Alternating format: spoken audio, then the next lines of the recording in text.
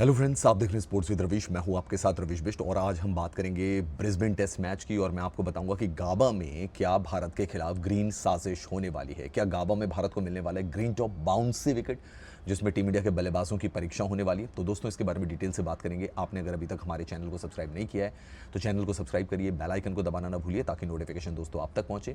एक और खास बात, स्पोर्ट्स विद रविश के नाम से ही हमारा टेलीग्राम चैनल है, तो उसको भी आप सब्सक्राइब कर सकते हैं। रविश बिष्ट 1 मेरी इंस्टाग्राम आईडी है, रविश बी ऑफिशियल मेरा ट्विटर हैंडल है, तो वहाँ पे भी आप मुझे फॉलो कर सकते हैं। तो दोस्तों, जैसा कि आप जानते हैं कि भारत और ऑस्ट्रेलिया की जो टेस्ट सीरीज़ है वो अब 1-1 पर खड़ी है और गाबा में जो एज लेगा, हो सकता है कि सीरीज़ में उसका इफेक्ट ज़्यादा पड़े, उसका इम्पैक्ट जो है ज़्यादा पड़े। भारत ने पर्थ में टेस्ट मैच जीता था एक बड़े मार्जिन के साथ 295 रनों से, लेकिन एडिलेड में फिर उतने ही बड़े मार्जिन के साथ भारत ने टेस्ट मैच को गंवा दिया। 10 विकेट से भारत उस टेस्ट मैच को हार गया और अब 14 दिसंबर से गाबा में यानी कि ब्रिस्बेन में तीसरा टेस्ट मैच खेला जाएगा। और इस टेस्ट मैच के बारे में ये बताया जा रहा है दोस्तों कि जो क्रिसमस से पहले टेस्ट खेले जाते हैं और जो क्रिसमस के बाद टेस्ट खेले जाते हैं, पिच में बहुत ज़्यादा ड्रास्टिक चेंज देखने को मिलता है, कंट्रास्ट देखने को मिलता है। क्रिसमस से पहले अलग पिच होती है, क्रिसमस के बाद अलग पिच होती है। यानी कि क्रिसमस से जो पहले वाला जो विकेट होता है वो ज़्यादा फास्ट होता है, ज़्यादा फ्रेश होता है, और क्रिसमस के बाद वाला जो विकेट होता है उसमें वेयर एंड टेयर ज़्यादा होती है क्योंकि कुछ मैचेस उसमें खेले जाते हैं। अभी भी जो एक शेफील्ड शील्ड का जो एक मैच खेला गया था उसमें एक दिन में 15 विकेट गिर गए थे। हालांकि वो डे नाइट मैच था बट उसमें 15 विकेट गिरे थे। अब अगर बात की जाए भारत और ऑस्ट्रेलिया के टेस्ट मैच की, तो बताया जा रहा है कि जो मीडिया रिपोर्ट्स आ रही हैं और जो मीडिया रिपोर्ट्स में बताया जा रहा है कि काफ़ी ज़्यादा बारिश हुई थी। हालांकि पिच कवर्ड थी, बारिश हुई थी और बारिश के बाद जब हटाया गया तो काफ़ी ग्रीन टॉप वहाँ पे सरफेस नज़र आया। जो कि पिच क्यूरेटर हैं वहाँ के, उनसे जब पूछा गया तो पिच कैसी होगी तो उन्होंने कहा ये फ्रेश विकेट होगा क्योंकि अर्ली समर्स हैं। और अर्ली समर्स मतलब क्रिसमस से पहले का जब टेस्ट मैच खेला जाता है उसको अर्ली समर जब कहा जाता है यहाँ पर, तो उनका कहना है कि पिच फ्रेश होगी, पिच में ज़्यादा बाउंस होगा। यानी कि अगर क्रिसमस के बाद का विकेट होता या अगले साल जनवरी का विकेट होता तो शायद उसमें वेयर एंड टेयर ज़्यादा होती, लेकिन ये विकेट बिल्कुल फ्रेश रहेगा।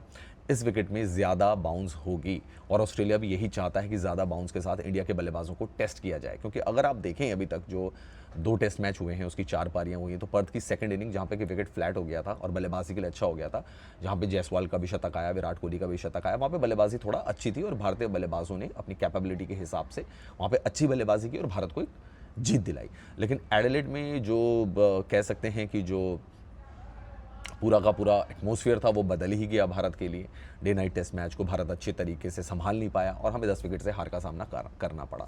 हालांकि ब्रिस्बेन में जैसा मैं कह रहा हूँ कि बारिश आसार हैं, वहाँ पर मैच से पहले भी बारिश के आसार हैं, लेकिन गाबा एक ट्रेडिशनली फास्ट विकेट रहा है। और अगर हम देखें क्रिसमस से पहले वाले अगर मैचेस देखें तो उसमें जो 61 टेस्ट मैचेस खेले गए हैं उसमें से सिर्फ 7 टेस्ट मैचों में ऑस्ट्रेलिया को हार का सामना करना पड़ा है। जबकि क्रिसमस के बाद के अगर मैं टेस्ट मैचेस की बात करूं तो वहाँ पे 5 टेस्ट मैच खेले गए हैं और जिसमें से 3 टेस्ट मैचेस में उनको हार का सामना करना पड़ा है।